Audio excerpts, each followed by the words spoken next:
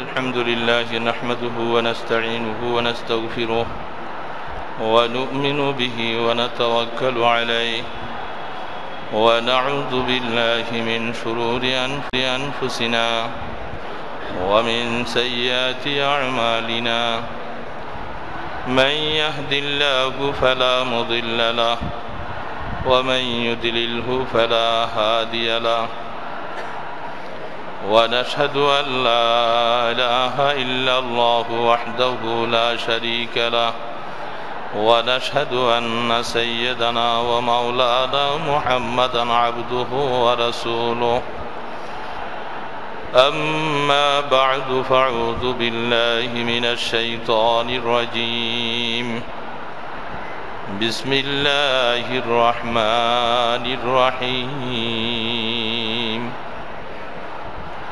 والله يجتبي لمن يشاء ويهدي إليه من ينيب اللهم صل على سيدنا محمد وعلى آله وأصحابه وبارك وسلم اللهم صل على سيدنا محمد وعلى آله وأصحابه وبارك وسلم اللهم صل على سيدنا محمد وعلى آله وأصحابه وبارك وسلم আল্লাহ পাকের শুকর আল্লাহ সুবহানাহু তাআলা ঈমানের নিসবতে আমাদেরকে বিভিন্ন জায়গা থেকে একত্রিত করেছেন ঈমানের উপরে হায়াতে বাঁচিয়ে রাখলেন দ্বীনি কথা শোনা বলার মতো তৌফিক দান করলেন আলহামদুলিল্লাহ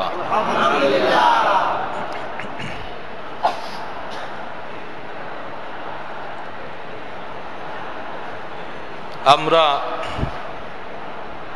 বিভিন্ন দেশে গেলে বলে থাকি আমরা বাঙালি বাংলাদেশি কেউ বলে ইন্ডিয়ান কেউ বলে পাকিস্তানি আসলে এই পরিচয়টা ভৌগোলিক পরিচয় আসল পরিচয় হলো আমরা মুসলমান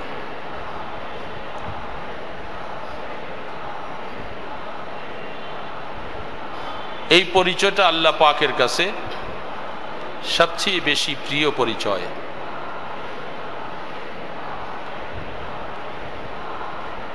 কিয়ামতের ময়দানে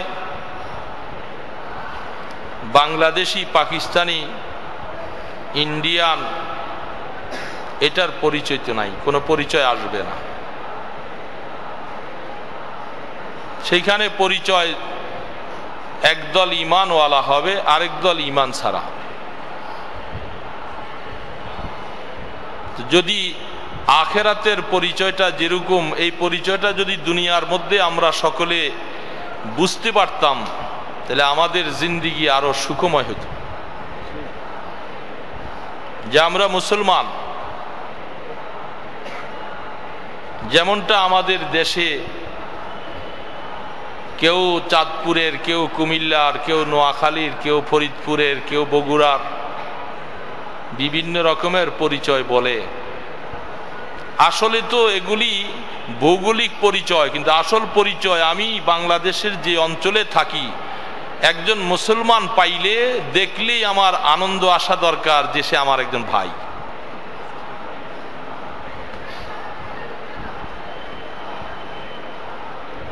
কারণ একজন মুসলমানের এত দাম সমগ্র আসমান জমিন যার জন্য আল্লাহ পাক টিকিয়ে রাখছে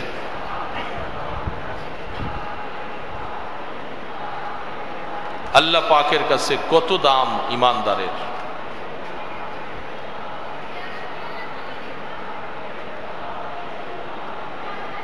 ঈমানের কদর ঈমানের দাম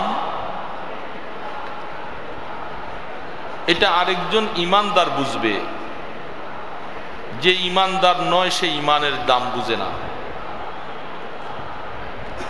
আল্লাহ পাকের কি মনোমানসা আল্লাহ পাক চাইতেছেন সারা পৃথিবীর সমস্ত মানুষ ঈমানওয়ালা হয়ে যায়। এটা আল্লাহ পাকের মনোমানসা না?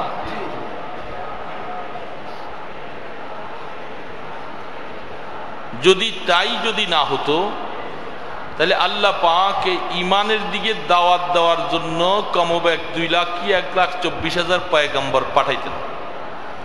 এতে বোঝা যাচ্ছে আল্লাহ চান যে সবাই ঈমানওয়ালা হয়ে যাক।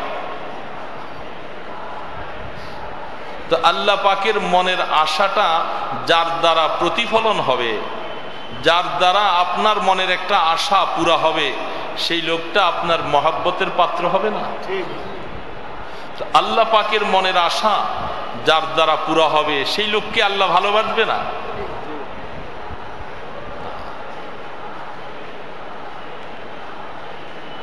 এই জন্য আল্লাহ পাক বলতেছে আল্লাহু ইয়াহদি আল্লাহু ইয়াজতাবি লিমান ইয়াশা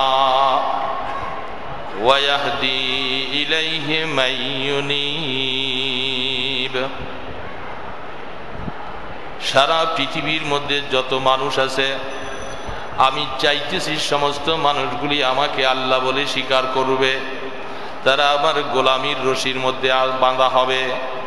কিন্তু তারপরেও আমি আল্লাহ পাক দেখতেছি যারা আমাকে চিনল না, আমাকে বুঝলো না, আমাকে বাদ দিয়া গায়রুল্লাহর দিকে তারা চলে গেল, কিন্তু তাদের ক্ষমতা বলে তারা আমার দিকে আসতে পারবে না।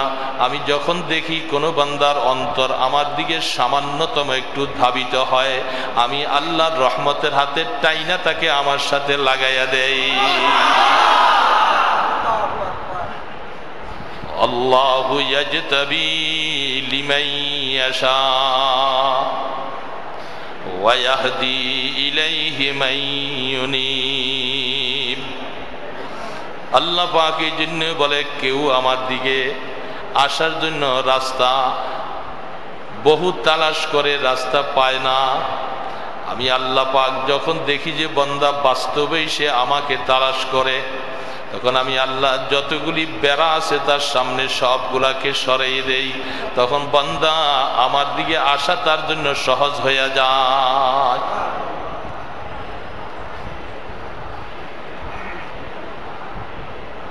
আল্লাহু আকবার।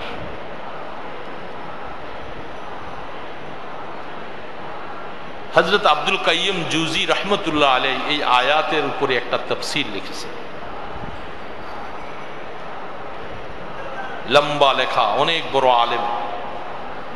হযরত আব্দুল কাইয়্যিম জুজি রহমতুল্লাহ আলাইহি আত-তরিক ইলা সাআদা কিতাব লিখেছেন।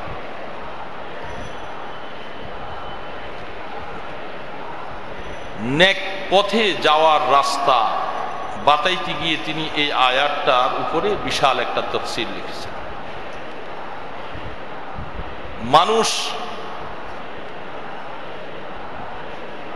ততক্ষণ পর্যন্ত সে হেদায়েতের রাস্তায় আসতে পারবে না যতক্ষণ আল্লাহ পাকের ইচ্ছা না আসে। এখন আল্লাহ পাকের ইচ্ছা পাওয়ার জন্য আল্লাহ পাক যে জিনিসটুকু বান্দার কাছে চান,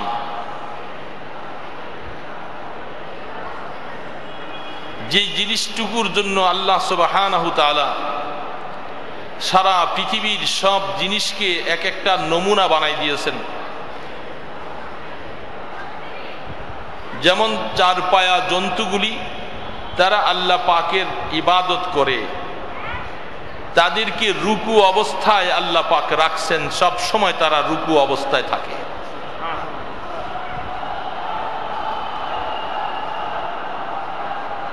আরেক দল জানোয়ার আছে যাদেরকে আল্লাহ রাব্বুল আলামিন এমন কায়দায় বানিয়েছে, সাপ, পিপিলিকা, যোগ, কেচ্ছা, যেগুলি মাটির সাথে চলে। বলেন আল্লাহ রাব্বুল আলামিন এই একটা সম্প্রদায় বানিয়ে রাখছেন যারা সবসময় সেজদা অবস্থায় থাকে।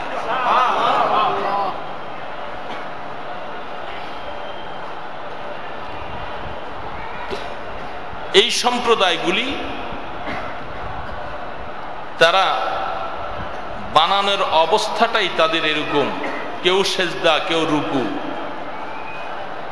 মানুষকে আল্লাহ রাব্বুল আলামিন জবরদস্তি করে এই সুরত বানান নাই, তারা দাঁড়িয়ে থাকে।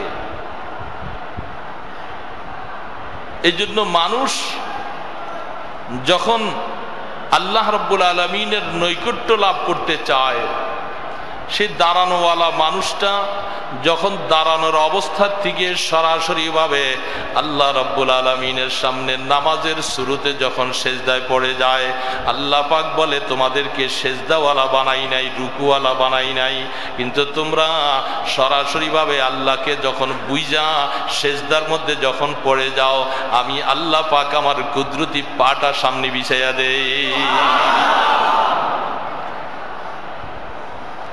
তোমাদেরকে বানাইলে আমি ওদের মতো বানাইতে পারতাম, কিন্তু তোমরা দাঁড়ানো অবস্থায় আছো। এই অবস্থার থেকে আল্লাহ পাকের সামনে যখন নত হয়ে যায়, আল্লাহ পাক এত খুশি হন, এত খুশি হন।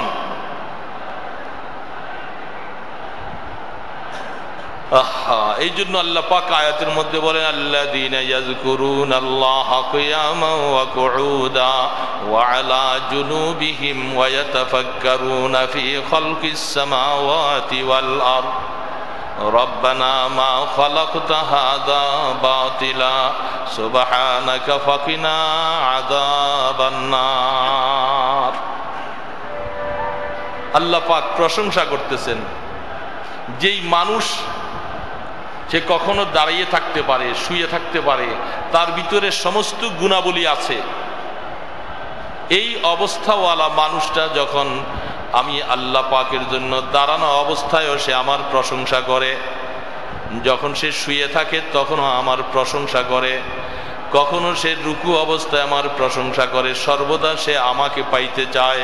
আল্লাহ রাব্বুল আলামিন বলে আর বারবার বলে, আল্লাহ পাকের সৃষ্টি জীবের উপরে সে গবেষণা করে বলে, আল্লাহ তুমি কোনো একটা জিনিস তুমি বেকার বানাও নাই, প্রত্যেকটা জিনিস তুমি জরুরিভাবে বানিয়েছ।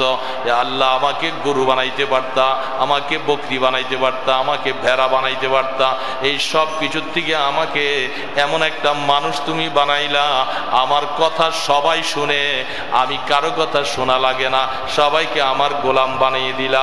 এই সব দেখা অন্তর থেকে বলে, রব্বানা মা খালাকতা হাযা বাতিলা, আল্লাহ তুমি একটাও অকেজু বানাও নাই, সমস্ত মখলুকাতগুলি তোমার প্রশংসা করে। সুবহানাকা ফাকিনা আযাবান নার। সব কিছু আল্লাহর কুদরত বুঝার পরে আল্লাহর কাছে দরখাস্ত করে, আল্লাহ আমাকে যদি তুমি ওই সমস্ত মানুষের অন্তর্ভুক্ত করতা যারা তোমাকে চিনে নাই, তোমাকে বুঝে নাই, যারা তোমার কুদরত চিন্তা করে নাই, তাদের মতো বানাইয়া আমাকে তুমি জাহান্নামে ফেলতে পারতা। আল্লাহ দয়া করে তুমি আমাকে জাহান্নাম থেকে মুক্তি দান করো। ফাকিনা আযাবান নার, জাহান্নাম থেকে মুক্তি চায়। আল্লাহ পাক বলতেছে, ফামান যুহজিহা আনিন নার ওয়া উদখিলাল জান্নাতা ফাকাদ ফাজ। বলে যে সমস্ত মানুষ যাকে আমি জাহান্নাম থেকে মুক্তি দিয়ে দিলাম, কিয়ামতের ময়দানে সে সবচেয়ে লাভবান, সবচেয়ে কামিয়াবওয়ালা সে হয়ে যাবে। সেদিন তার কোনো টেনশন থাকবে না, কোনো পেরেশানি থাকবে না। এই জন্য সে জাহান্নাম থেকে মুক্তি চায়। জাহান্নামের পথগুলি পরিহার করা। মানুষ, থানবী রাহমাতুল্লাহ আলাইহি লিখছেন, যখন মানুষ তার দিলের মধ্যে আল্লাহ পাকের মহব্বত, আখিরাতের মায়া যখন ঢুকবে, তখন সে ইবাদতগুলি করবার সময় তার দিলে একটা স্বাদ লাগবে। এখন আমি আমার দিলকে প্রশ্ন করব যে আমার আমল করবার সময় মজা লাগে কি লাগে না। যদি আমল করবার সময় মজা লাগে, সময়ের কারণে হয়তো আমাকে ব্যস্ততা হওয়ার কারণে আমি এখন বেশি করতে পারি নাই, কিন্তু আমি কিছু আমল যখন শুরু করছি, 2 রাকাত নামাজ পড়ছি, হয়তো সময় দেয়নি, কিন্তু মনে চায় যে আরো 2 রাকাত নামাজ একটু পড়ি, আবার সময় পাইলে মনে চায় আরো 2 রাকাত পড়ি। রাত্রিবেলা নামাজ পড়নেওয়ালা অনেক সময় আছে 4 রাকাত 6 রাকাত পড়ার পরে তার মনে চায় যে আরো 2 রাকাত পড়ি, কিন্তু সময় দেখা গেল কাভার করে নাই, আজানের টাইম হয়ে গেল, কিন্তু তখন তার মনে চাইতেছে যে এখন যদি সময়টা আরো লম্বা হইতাম।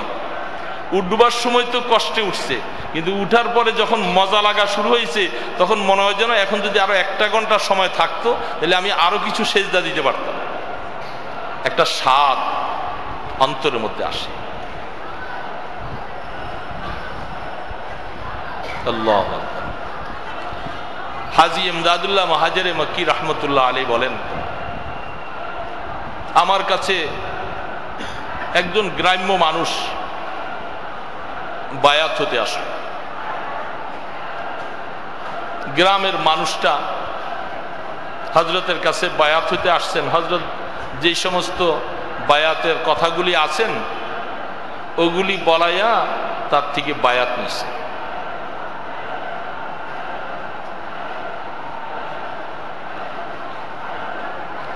বায়াত করাইছেন, বাস সে চলে গেছে। ওই লোকটা কিছুদিন পরে হযরতের কাছে আবার আসছে। হযরতের কাছে আসার পরে बोलतेसन हजरत जी, जब मैंने बयात किया मुझे उसी वक्त तो आप आफीन के बारे में कुछ नहीं कहा। आफीन একটা জিনিস আছে নিশা, চিনেন না, শুনছেন না নাম? হযরত আমাকে তো বয়াত করাইবার সময় আপনি আফিনের ব্যাপারে কিছু বলেন নাই। বলছে যে আমি চুরি করব না, আমি জিনা করব না, আমি ইত্যাদি ইত্যাদি এগুলি বলছেন। আফিন সম্পর্কে তো আপনি আমাকে কিছু বলেন নাই। হযরত বলতেছেন, अरे भाई तुम आफीन पीते हो मुझे तो पता ही नहीं है। তুমি যে আফিন খাও আমি কি জানি? এখন তুমি আইসা আমাকে শোনাবার পরে আমি এখন বুঝলাম যে তুমি আফিনও খাও। তুমি নিজে আইসা ধরা দিছো। তো তুমি আবার মনে করেছো কারণ হযরতের কাছে বায়াত হইছি, হযরত বুঝি অনেক কিছুই জানেন। হাজী সাহেব হুজুর বলতেছেন এটাকেও আমি রদ করলাম যে দেখো আসলে আমি কিছুই জানি না, তোমার ভিতরে কি আছে না আছে আমি এই সমস্ত কথাগুলি জানি না, তোমাকে আমি সংশোধন করাবো, আমার কাছে এগুলি কিছু নাই। তো প্রথমত অবস্থায় জাহেল মানুষ তো, গ্রাম্য মানুষ, প্রথম তার আকীদাটাকে আগে সাফ করাইলেন। সে মনে করছে হযরতের কাছে বায়াত হইছি, হযরত বুঝি মনে হয় সব গোপনীয় খবর সব জানে। তার আকীদাটাকে আগে সহি করতেছে যে মিয়া সাহেব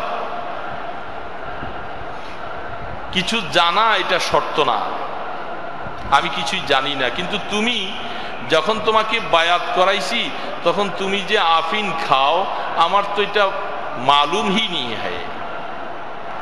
এখন যখন আইসা তুমি বলছো এখন আমি বুঝতে পারলাম, তবে अभी मैं तुझे कहता हूं कि तुम इसको छोड़ दो। আইসা ধরা দিছে। হযরত হুকুম দিয়া দিলেন যে তুমি এটাকে ছেড়ে দাও। আফিনওয়ালা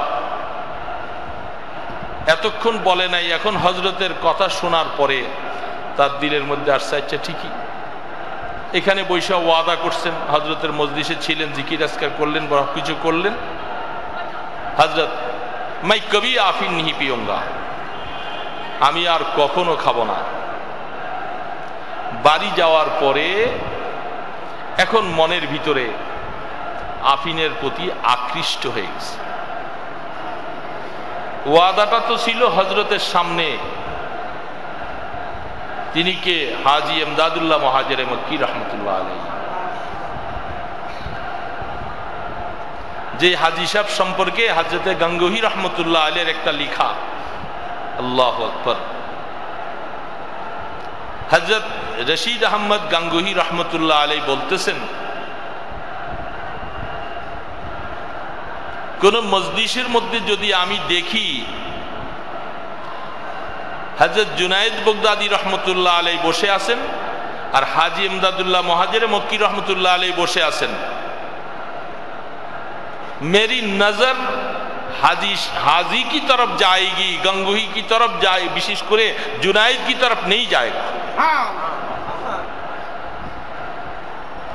আমি যদি দেখি কোন মজলিসের মধ্যে হাজী সাহেব বসা আছে, জুনাইদ বগদাদিও বসা আছে, আমি রশিদ আহমদ বলতেছি আমার দিলটা হাজী সাহেবের দিকে যাবে, জাদির দিকে যাবে না। কারণ আল্লাহু আকবার, ওই যে অনেক দিন আগে বলছিলাম যে একদিন এটা এই সুলুকের রাস্তার মধ্যে একটা বড় জিনিস। কারণ হাজী শাহুজুর রহমতুল্লাহ আলাইহির দরবারে বাইতুল্লাহ ঘরের কাছে, কবে যেন বলছিলাম এই কথাটা, ও এতেকাফে বলছিলাম, আমি মনে হচ্ছে তালিমে বলছি কিনা, যে সেখানে আইসা অন্যান্য মুরিদ দেখতেছে, অনেক কিছু বড় বড় শেখ দেখতেছে। হযরতে গাঙ্গুহি রহমতুল্লাহ আলাইহি বাইতুল্লাহ ঘরে যাওয়ার পরে হাজী সাহেবও সেখানে,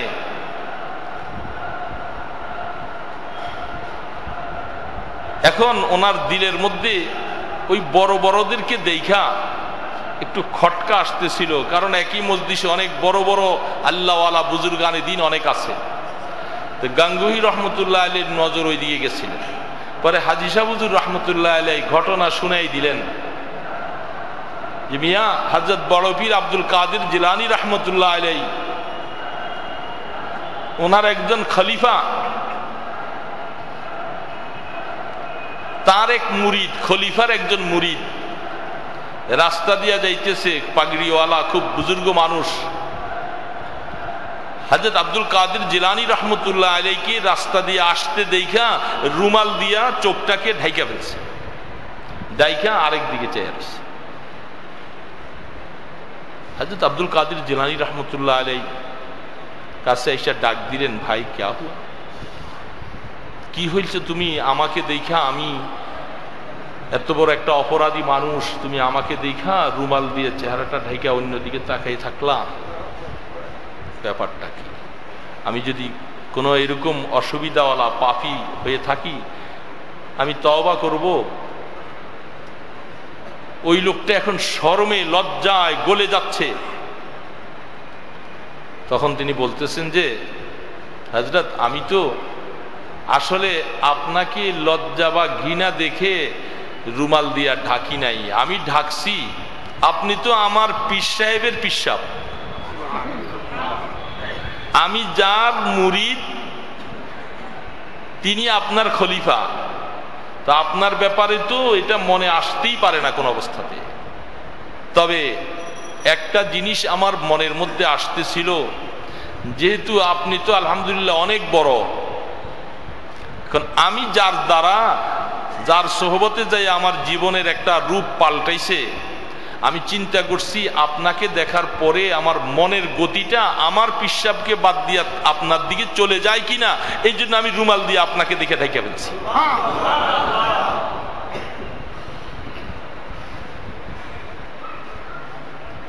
হযরত বড় পীর আব্দুল কাদের জিলানী রহমতুল্লাহ আলাইহি তাকে সাথে নিয়ে আসছে, আসার পরে ওনার ওই খলিফাকে ডাকছে। আসার পরে মনে মনে চিন্তা করছে, হায় হায়, হয়তো মুরিদ কোন বেয়াদবি করছে না, জন্য আমার থেকে কোন বেয়াদবি হয়েছে, হযরত ডাকছেন। আয়েশা তো খুব আজিজি ইনকিসারি অবস্থা, হযরতের সামনে আয়েশা বসছেন। হযরত বলতেছে, মিয়া তোমার এই মুরিদ তো বহুত শানদার মুরিদ है, जिसका हैसियत बहुत आला है, যে ফানাফি শেখের মাকাম অর্জন করছে। এক কাজ করো, তুমিও তাকে এজাজত দিয়া দাও, খেলাফত দাও, আমিও তাকে খেলাফত দিয়া।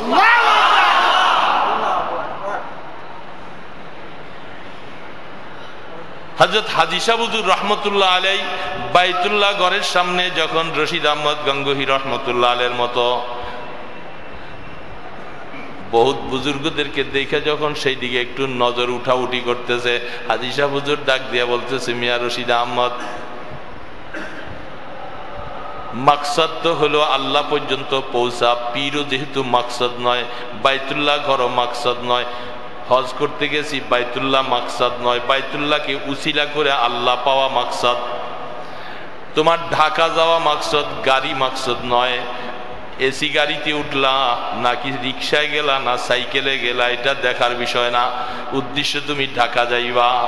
যেহেতু আমাদের উদ্দেশ্য আল্লাহকে পাওয়া, একজন আল্লাহওয়ালার মাধ্যম ধরে আল্লাহ পর্যন্ত পৌঁছা যেহেতু উদ্দেশ্য, এই জন্য যাকে ধরছো তাকে ধরেই থাকো, এদিক সেদিক নজর করো না।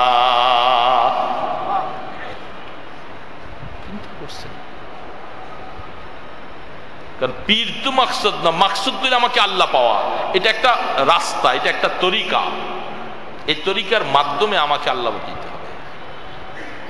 তুমি এদিক সেদিক নজর। হযরত গাঙ্গুহি রহমতুল্লাহ বলেন যে আমার এক সবকেই কাফি, আমার তো হুশ এসে গেছে। তো সেই রশিদ আহমদ গাঙ্গুহি রহমতুল্লাহ আলাইহি বলতেছে যে কোন মজলিসের মধ্যে যদি জুনাইদ বাগদাদি রহমতুল্লাহ আলাইহি থাকে আর আমার শেখ সৈয়দ তায়েফা হাজী ইমদাদুল্লাহ মুহাজির মক্কি রহমতুল্লাহ আলাইহি থাকে, আমি রশিদ আহমদ এই কথা বলতে পারি, আমার দিলটা জুনাইদ বাগদাদির দিকে যাবে না, আমার দিলটা আমার শেখ হযরতে হাজী শাহ হুজুরের দিকে যাবে।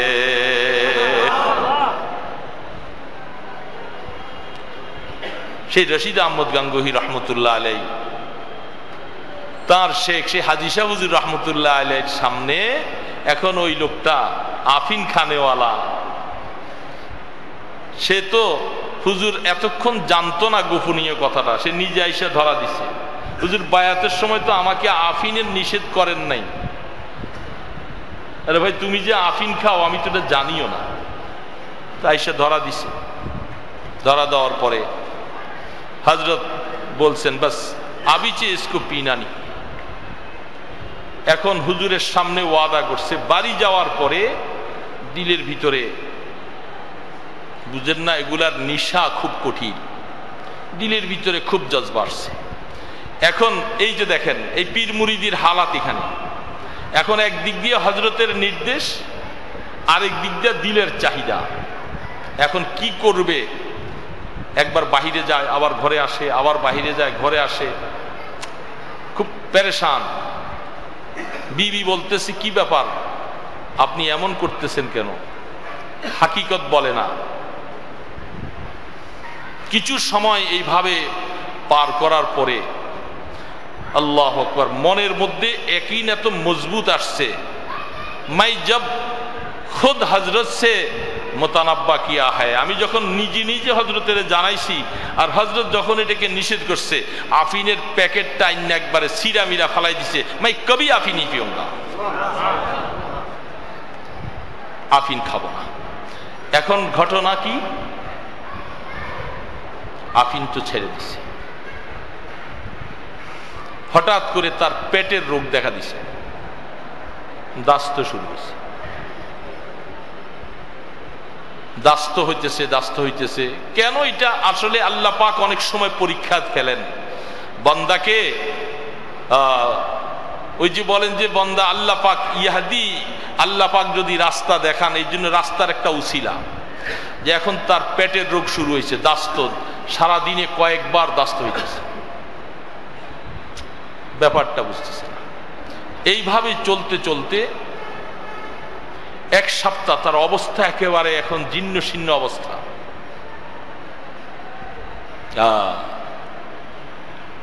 ডাক্তার আসছে, অনেক ডাক্তার আসছে খোঁজ খবর।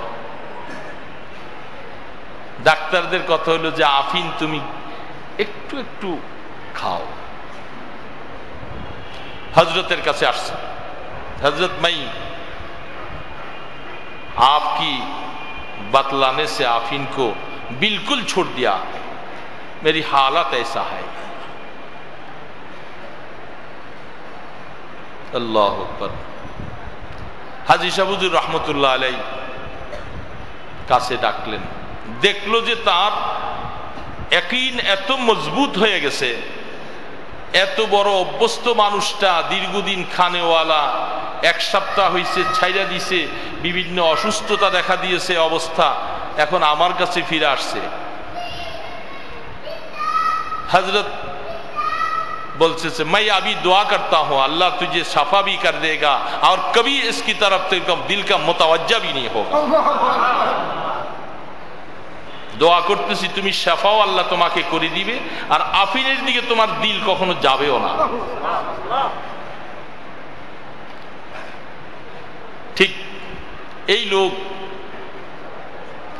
হযরতের এখান থেকে গেলেন যে তার জিন্দেগি আল্লাহু আকবার এই যে পাল্টিয়ে গেল। এটা কি বলা হচ্ছে যে মানুষ কথা কথা তো অনেক শুনতে পারেন, অনেক শোনা যায়, কিন্তু এই সমস্ত অভ্যাস এগুলাকে ছেড়ে দেওয়া। আপনার মুরব্বির কথা শুনলেন, এখানে মাসলা মাসাইলের দরকার নাই। আজ তো অনেক সময় এরকম বহুত মাসালা আমাদের দেশে, অনেক সময় এরকম অনেকে ধূমপাই আছে, বিভিন্ন রকমের আসি না, আমরা এখানে অনেক আসি না এরকম। আমি মাসালার দিকে বলতে যাই না, মাসলা মাসাইল সব বাদ, জায়েজ না জায়েজ মাকরুহ মুবাহ এগুলি বলতে চাই না, কিন্তু এতটুকু জিনিস মনে রাখা লাগবে, যেখানে রাসূল পাক সাল্লাল্লাহু আলাইহি সাল্লাম কাঁচা রসুন কাঁচা পেঁয়াজ খান নাই, এবং বলছে যে এটা খাইয়া মসজিদে আসবা না। এর মানিটা কি? এটার মধ্যে এটা খাইলে মুখে দুর্গন্ধ আসে, এই জন্য নামাজের আগ টাইমে এটা খাওয়া নিষেধ। কারণ এই দুর্গন্ধের কারণে ফেরেশতা আপনার নিকটে আসতে কষ্ট পায়। সাহাবায়ে কেরাম তো কাঁচা তো দূরে, রাইন্দা খাওয়া অনেকে প্রথম ছেড়ে দিয়েছিল সব, যেহেতু রাসূল নিষেধ করেছে। এই জন্য ধূমপাইয়ের মধ্যে মুখে একটা দুর্গন্ধ হয়, এই দুর্গন্ধটা কারণে ফেরেশতা কষ্ট পায়। তো যার কারণে আমি আপনাদের কাছে এখানে যদি আমাকে যদি যারা মহব্বত করেন, আমি অনুরোধ করব আপনাদের কাছে, দেখব যে আল্লাহ পাক হযরত গাঙ্গুহি রহমতুল্লাহ আলাইহির শেখ হাজী সাবুদুস সাইয়্যিদুত তায়েফ, আমাদের মুরব্বীদের মুরব্বী যারা ছিলেন, ওনারা মানুষ কিভাবে ইসলাহ করেছেন, বলছেন তো বলছেন, আল্লাহ পাক ওনার থেকে কাজ নিয়েছেন, ছেড়ে দিছে, ওই লোকের জীবন পরিবর্তন হয়ে গেল। এরকম কোন আহলে উল্লাহ, কোন দিলওয়ালা যদি থাকে যে আমাকে হয়তো হুজুর বলছেন, আমি এটা অভ্যস্ত আছি, এটা খাই ইত্যাদি আছি, আর খাবো না, এতে আপনার দিলের মধ্যে অনেক কষ্ট আসবে, অনেক পেরেশানি আসবে, অনেক অবস্থা আসবে। আল্লাহকে হাজির নাজির দেন যে আল্লাহ আমার একটা অভ্যাস ছিল, এটার দ্বারা ফেরেশতা কষ্ট পায়, আমি শুনছি, আমার নাজাতের আর উসিলা আমি নাই, কিছু নাই, তোমার এই প্রিয় মখলুকেরা কষ্ট পায়, এই কারণে হুজুর বলছেন এটা ছেড়ে দিতে, আমি ছেড়ে দিলাম, আমার কাছে আর কিছু আমল নাই। আল্লাহ পাক, আমি বিশ্বাস করব আল্লাহ পাকের কাছে এই উসিলা আল্লাহ আপনাকে মাফ করে দিবে। এই জন্য যারা এই মজলিসের ভিতরে এরকম কেউ থাকেন, এটাকে ছেড়ে দেন, আল্লাহর জন্য ছেড়ে দেন। আল্লাহু আকবার। আল্লাহ সুবহানাহু তাআলা মানুষকে এটার উপরে যত কথা আছে সব কথা বাদ দিয়ে দিলাম এগুলার উপরে, কারণ আপনি এতদিন এই রাস্তায় আপনি দিনের পথে আসেন না, ইত্যাদি আসেন নাই করছেন, এখন আপনি যখন এই রাস্তায়, আমি এইভাবে করে আল্লাহ পাকের কাছে ওয়াদা করব আল্লাহ, কারণ বহু বহু আল্লাহ ওয়ালাদের জীবনী দেখা যায় মুহূর্তের ভিতরে পরিবর্তন হয়ে যায়, যেখানে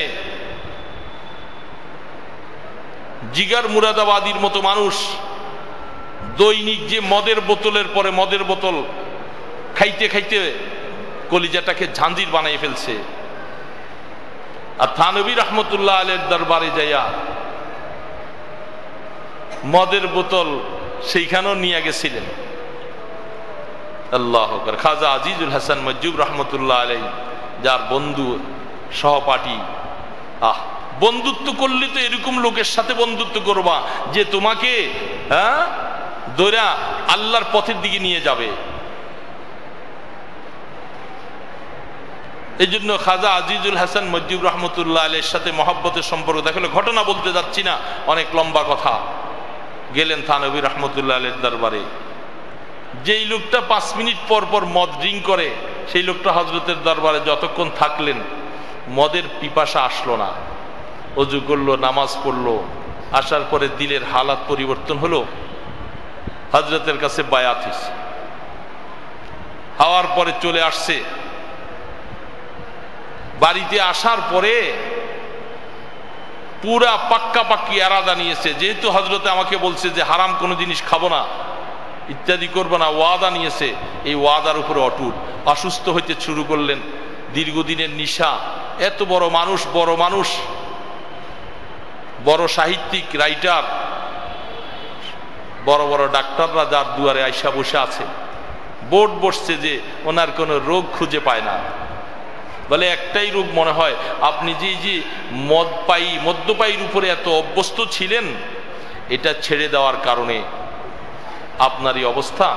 তারা বলে যে ডাক্তার সাহেবেরা, আমি যদি এটা এখন মদটা আবার একটু একটু খাই, আমি কত বছর বাঁচবো? বাঁচবেন কত বছর সেটা তো বলা যায় না। তো অনুমান করা যায় আপনার স্বাস্থ্য ঠিক হয়ে যাবে, আরো 15-20 বছর আপনি হয়তো হায়াত পাবেন। তো উনি বলতেছে আপনারা সাক্ষী থাকেন যে আমি মদ পান করে 15-20 বছর বাঁচার থেকে মদ ছাইরা দিয়া যদি এখনো আমি মরে যাই, এটি আমার কাছে খুশি এবং সন্তুষ্ট। যখন আল্লাহ পাকের জন্য অন্তরটা এরকম নিবেদিত হয়ে গেছে, আর যখন আল্লাহর কাছে সারেন্ডার হয়ে গেছে, আল্লাহ পাক বলে যে আমি তো এরকম মানুষগুলাকে তালাশ করতেছি। আল্লাহ পাক রোগ, পরের দিন থেকে রোগ সুস্থ হওয়া শুরু করলো, ডাক্তারদের আর ওষুধ লাগলো না, পূর্ণ সুস্থ হয়ে গেল। তারপরে আল্লাহ পাক তাকে অনেক দিন হায়াতে বাঁচিয়ে রাখলেন। জিয়ার পরে ভাই, এইটাই তো হলো আমার জীবনটা। আমি শরীয়ত সম্মত পথে চলবো, যেটা আমার মধ্যে অভ্যস্ত ছিল এটাকে আমি আল্লাহর জন্য ছেড়ে দিব, আল্লাহর জন্য ছেড়ে দিব। যখন ছাড়তে পারতেছি তখন বোঝা যাবে যে হ্যাঁ, এবার আল্লাহ পাক বলে তুমি যখন আমার জন্য কিছু ছাড়লা, আমার এবার হুকুম আইসা গেছে, আমি রহমত তোমাকে ধরে এবার আপন বানাই।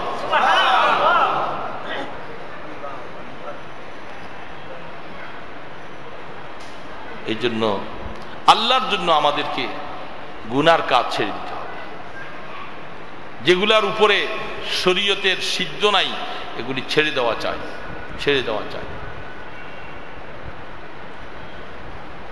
এই জন্য এই মজলিসের মধ্যে গোপনীয় ভাবে আল্লাহ রাব্বুল আলামিনের কাছে মনে মনে বলবো যে আল্লাহ, একচুয়ালি এটা অপচয়, গুনাহ, দুর্গন্ধ, অপচয়, বিভিন্ন শব্দ তার মধ্যে চলে আসবে। এগুলি বলতে গেলে শুধু এটার উপরে অনেক কথা আমার দিলে এটা আসবে।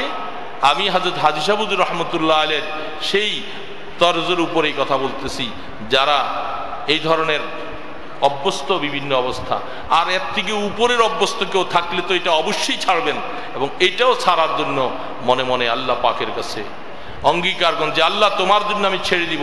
দেখবেন যে আল্লাহ পাক আপনার জীবনের মধ্যে কি পরিবর্তন ঘটায়।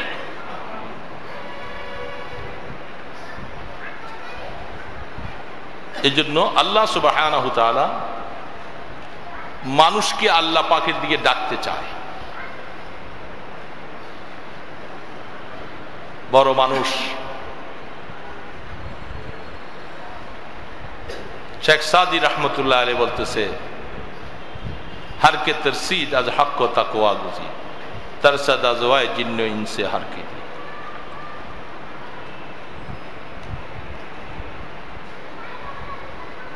শেখ সাদি রহমতুল্লাহ আলাইহি বলে, পাহাড়ের পাশে দাঁড়িয়ে আছে কোন একজন মানুষ, একটা বাঘের পিঠের মধ্যে সাওয়ার হইয়া জাতিসাপটা হাতি নিয়া বাঘটাকে দৌড়ে দৌড়ে দ্রুত গতিতে যাচ্ছে। নজর করে চাকায় আছে। আশ্চর্য ব্যাপার, বাঘ মানুষ খায়, জাতিসাপ মানুষকে ধ্বংসন করে, আর সে বাঘের পিঠে সাওয়ার, জাতিসাপ দিয়া ছড়ি বানাইছে। ওই আল্লাহওয়ালার দিলে লাগছে, দূরের থেকে আসছে এইভাবে।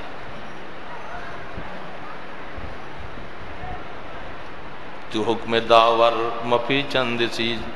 যদি তুমি, আরে শেখ সাদি, তুমি আশ্চর্য মনে করতেছো, তুমি যদি তোমার রবের থেকে যদি তোমার এরাদাকে, তোমার মনটাকে যদি তুমি না ফিরাও, মনে রাখবা রবের গোলাম যদি তুমি হয়ে যেতে পারো, আবার রব সব জিনিসকে তোমার গোলাম বানাইয়া দিবে।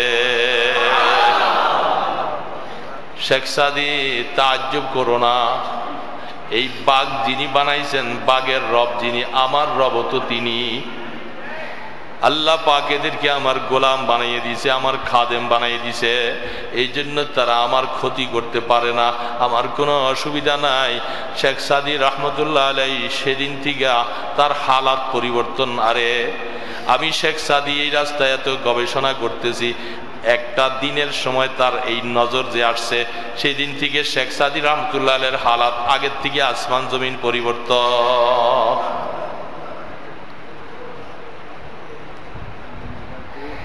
আমি আমার রবের হুকুম পালন করব, আল্লাহ পাক মখলুককে আমার খাদেম বানাই দিবে।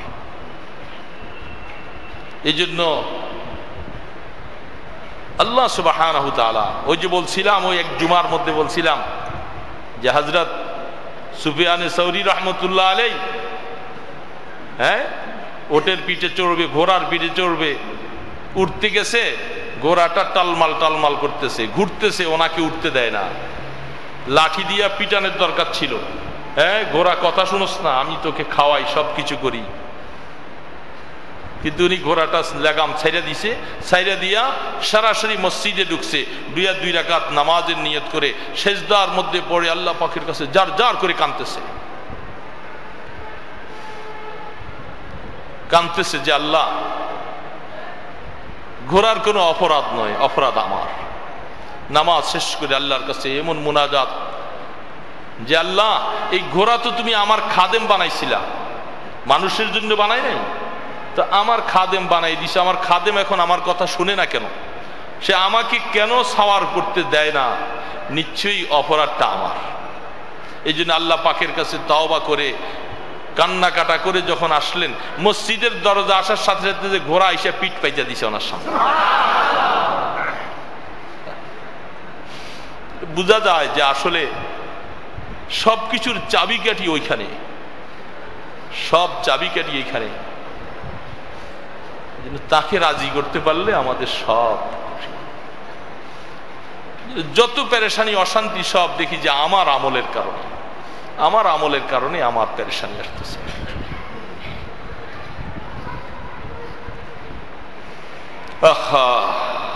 ওই যে আমার এখন কথাটা হঠাৎ করে মনে পড়লো, ছোটবেলায় যে আমার আব্বাজান বলতেন, আমরা তখন হয়তো শুয়ে থাকতাম, ছোট মানুষ, প্রাইমারিতে পড়ি, সেই কথা মনে পড়ে। তো আব্বা ঘর থেকে উঠতেন, ওই দরজা তো ওইরকম এই খিকড়িওয়ালা দরজা ছিল না, দরজা ছিল ওই পাটখড়ি দিয়া, ওইটার এমনি ধাক্কাইয়া নিত, আবার ধাক্কাইয়া আনত, তো পাটখড়ির দরওয়াজা ওইটা দিতেন। তো আব্বা উঠতেন, শেষ রাত্রে উঠে নামাজ পড়তেন। এত কিছু তো তখন বুঝতাম না, তাহাজ্জুদের নামাজ পড়তেন। আব্বা পড়ে পড়ে তো চৌকির মধ্যে শুয়ে শুয়ে বলতেন, আমি আপন দোষে দোষী হইলাম, আমি দোষ দিব কাহার।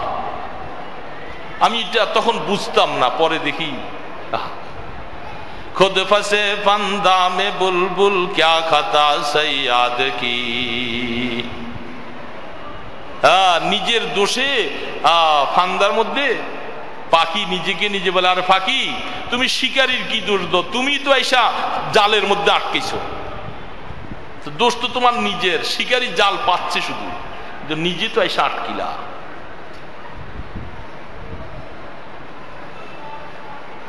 এটা কি বলতেছে, আমি আপন দোষে দোষী হইলাম, আমি দোষ দিব কাহার।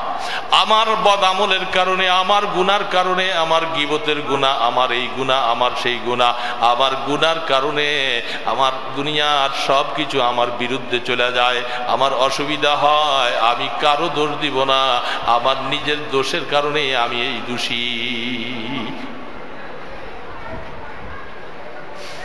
জন্য কাকে দোষ দিব ভাই? কারো দিকে দোষ দিয়া লাভ নাই। আমরা তো হাজী শাহ হুজুর রহমতুল্লাহ আলাইহির কাছে এক লোক আইসা একজনের ব্যাপারে একটু বদনামি করতেছিল। হাজী শাহ হুজুর রহমতুল্লাহ আলাইহি তারে ধমক দিচ্ছে। একটা লোকের বদনামি আইসা হুজুরের কাছে বলতেছিলেন, হুজুর তাকে ধমক দিয়া বলছে, কবি আইসা না বল। পরে সে আবার বলতেছিল যে হুজুর এটাই। হুজুর বলতেছে, अरे ओ मियाँ तो जार कथा तुम्हें बोलतेছো वो तुम मेरी पीछे कहा, तो मेरी सामने कहा है। তুমি যার বদনামিটা আমার সামনে বলতেছো যে হুজুর অমুকে আপনার ব্যাপারে এই এই বলছে, তো এ তো আমার পিছনে বলছিল, তুমি তো আর সামনে বলতেছো, তো তার থেকে তুমি আরো খারাপ। হাজী সাহেব বলতেছে বাস এই রাস্তা বন্ধ হয়ে গেল। একদিনের ধমকে যারা ছিল মজলিসে সবার বন্ধ হয়ে গেছে রাস্তা। এই জন্য ভাইরা অনুরোধ করি, আমাদের হযরত নানুকুর রহমতুল্লাহ আলাইহি তিনি মাঝে মধ্যে মজলিসের মধ্যে কান টানতেন, নিজের কান নিজে টানতেন, আর বলতেন যে ওয়াদা করেন যে আমিও কারো বদনামি করব না, আপনারাও কেউ করবেন। এটা যে কি এক মাকাম উপরে উঠায় এটা বুঝবেন না। রাস্তা বন্ধ করে দেন, ইনশাআল্লাহ দেখবেন মাকাম বুঝতে পারবেন। মুখের মধ্যে তালা লাগাই দেই, এক বাগাই দেই, কারো বদনামি শুনতে রাজি না, বলতে রাজি না। এটা কঠিনতম গুনাহ। লা ইয়াদখুলুল জান্নাতা কাত্তাত। রাসূল পাক সাল্লাল্লাহু আলাইহি সাল্লাম হাদিস বলতেছেন, প্যারা নবী সাল্লাল্লাহু আলাইহি সাল্লাম বলতেছেন, জান্নাতের মধ্যে চুগলখুরি করনেওয়ালা ঢুকতে পারবে না। কি হবে? নামাজ পড়তেছি, রোজা করতেছি, এত আমল করতেছি, এত কিছু করতেছি, এত কিছু করার পরেও আমার কি হবে? আল্লাহ রাসূল বলতেছে সে জান্নাতে ঢুকতে পারবে না। কি হবে? আমরা কি পারি না? পারবো না? ইনশাআল্লাহ চেষ্টা করব। গীবতের রাস্তা কেউ বলতে আসলো শুনবো না, বলে ভাই আপনাকে এটা বলার জন্য এখানে আমি বসি নেই, আপনার অসুবিধা হয় আপনি অন্যখানে যা বলেন, আমাকে এগুলো শোনেন। বন্ধ করে দিই রাস্তা। কারো গীবত করব না, আল্লাহর জাতের কসম করে বলি যে আল্লাহ কারো গীবত বলবো না, কারো গীবত শুনবো না। হাজী শাহ হুজুর রহমতুল্লাহ ওই লোকটারে ধমক দিয়ে দিয়েছেন মজলিস থেকে উঠাইয়া, যে তুমি তো তার থেকে খারাপ, হে আমার পিছে বলছে, তুমি সামনে বলতেছ। এগুলি ইসলাম, এটাই ইসলাম, এগুলি হলো ইসলাম। এই যে মানুষ বলে যে ইসলাই বয়ান আসতে, এগুলি ইসলাম। এগুলার দ্বারা না হতে পারলে এ শুধু বৈশা বৈশা কাল জিকির করলে কাল ইসলাম হবে, এগুলি ছাড়তে হবে। জিকির করতে থাকবো আর এগুলি করতে থাকবো, কোনো ফায়দা নাই। শুধু এতটুকু ফায়দা, মুখের যে একটা হক আছে এটা হয়তো কিছু সময়ের জন্য একটু আদায় হবে।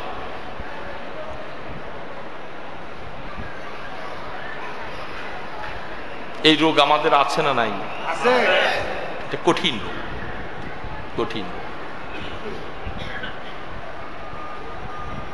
আর এটাই সবচেয়ে বেশি আমাদের এখন আমাদের আমলকে জায় করার জন্য, বরবাদ করার জন্য দেখছে যে এই লোকটা নামাজ থেকে ফিরাইতে পারলাম না, ওরে তেলাওয়াত থেকে ফিরাইতে পারলাম না, রমজানের রোজা রাখতে ফিরাইতে পারলাম না, একটা কাজ করি। সে যখন কাজ সব করতেই শুরু করছে, আমি রাস্তা আরেকটা বাইর করে দেই, ওর এগুলি কর্তন হয়ে যাওয়ার মতো রাস্তায় ঢুকাই দেই, বাস এই গীবতে ঢুকাই দিল, চগলখুরিতে ঢুকাই দিল, আমলগুলি সব বরবাদ হয়ে যাচ্ছে, রেজাল্ট জিরো, খালি খালি হয়ে যায়।